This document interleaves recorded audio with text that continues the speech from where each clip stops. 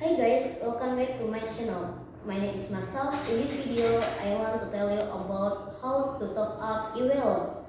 First, you go to bank, convenience store, and roadside store.